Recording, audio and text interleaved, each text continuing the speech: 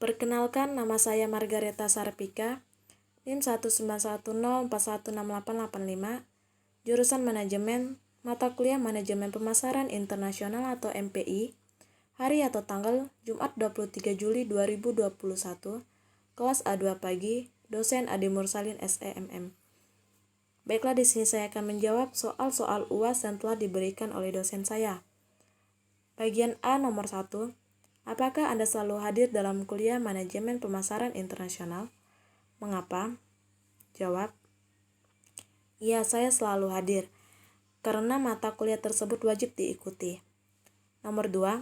Berapa kali Anda hadir dalam kuliah Manajemen Pemasaran Internasional secara daring? Jawab. Ada 14 pertemuan Manajemen Pemasaran Internasional. Nomor 3. Apa-apa saja yang saudara pelajari selama saudara belajar Manajemen Pemasaran Internasional secara daring? Dan manfaat apa yang saudara peroleh mempelajari Manajemen Pemasaran Internasional secara daring? Jawab. Materi yang saya pelajari selama kuliah daring dalam mata kuliah MPI ialah: yang pertama, materi The Cultural Environment, yang kedua, materi ekspor dan impor, dan yang ketiga, materi hukum perdagangan internasional. Dan manfaatnya, saya dapat mengetahui definisi, manfaat, fungsi, tujuan, dan contoh-contoh materi tersebut. Nomor 4. Apa tugas terstruktur yang diberikan oleh dosen saudara selama kuliah daring? Jelaskan tugas terstruktur Anda. Jawab. Membuat ringkasan dari video yang telah diberikan, kemudian membuat video record dan diupload di YouTube channel pribadi. Kemudian mengirim link tugas tersebut ke grup WhatsApp, Facebook, dan Google Classroom. Nomor 5. Bagaimana kuliah daring MPI memberi kesan kepada Anda? Platform media apa yang digunakan oleh dosen dalam memberi kuliah Manajemen Pemasaran Internasional? Jawab. Kesan-kesan saya selama kuliah daring yaitu ada kelebihan dan kekurangannya. Pertama, kelebihannya yaitu lebih hemat biaya kuliah dan bisa lebih praktis.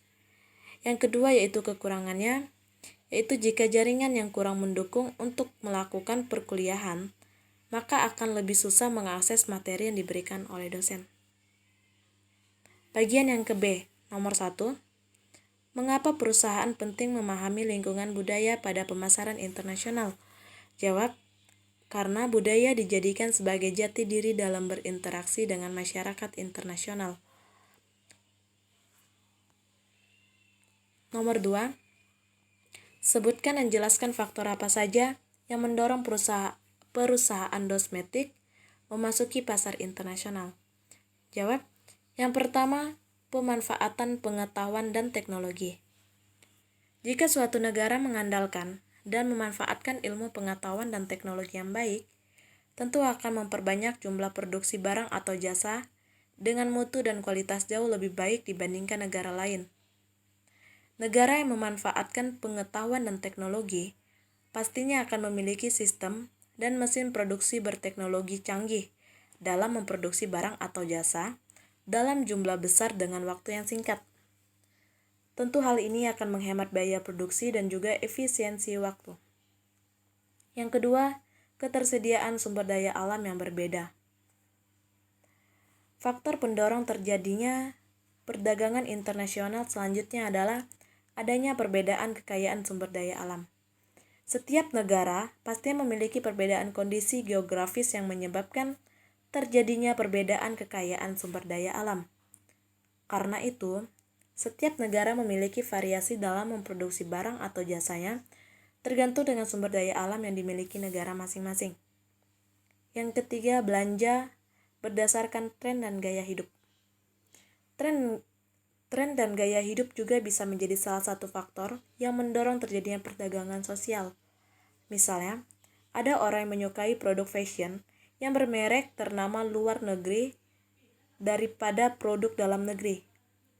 Jika begitu banyak orang yang memiliki tren serupa, fashion tersebut akan menjadi kebutuhan dan dicari banyak orang.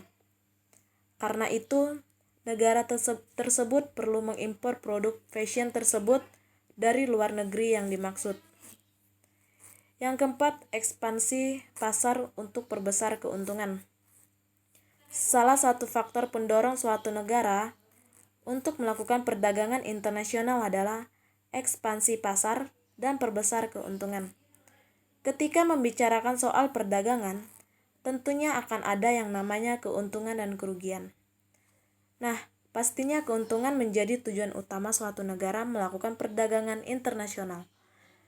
Jadi, banyak produsen mengambil risiko untuk memproduksi barang atau diimpor atau diekspor ke negara lain agar namanya dikenal dan tentunya mendapat keuntungan yang lebih banyak. Yang kelima, plus minus produk yang dibuat suatu negara. Ada kalanya suatu negara melakukan produksi barang tertentu secara besar-besaran karena adanya faktor lain yang mendukung sehingga menimbulkan kelebihan produk.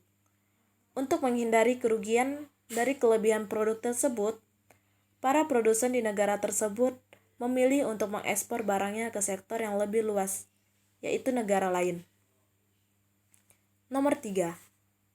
Apa saja yang menjadi hambatan dalam pemasaran internasional yang dilakukan dengan melalui ekspor ke negara tujuan? Jawab. Yang pertama, perbedaan mata uang antara negara pengekspor dengan pengimpor. Yang kedua, adanya kebijakan impor yang dilakukan suatu negara. Yang ketiga, perbedaan bahasa antara negara pengekspor dengan pengimpor.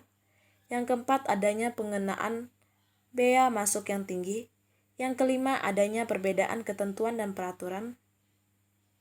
Keenam, adanya organisasi ekonomi yang mementingkan negara anggotanya. Yang ketujuh, proses dan prosedur ekspor-impor yang panjang dan lama. Dan yang kedelapan, adanya perang yang dialami suatu negara dan perompak. Nomor 4, mengapa perusahaan harus mempelajari segmentasi pasar suatu negara? Tujuan pemasaran internasional. Segmentasi pasar apa saja yang perlu dilakukan untuk mengetahui pelanggan potensial bagi produk perusahaan? Jawab, karena segmentasi pasar dilakukan oleh suatu perusahaan dengan tujuan untuk meningkatkan pemasaran produk secara terarah. Selain itu, segmentasi pasar membantu pemanfaatan sumber daya yang dimiliki perusahaan menjadi lebih efektif dan efisien.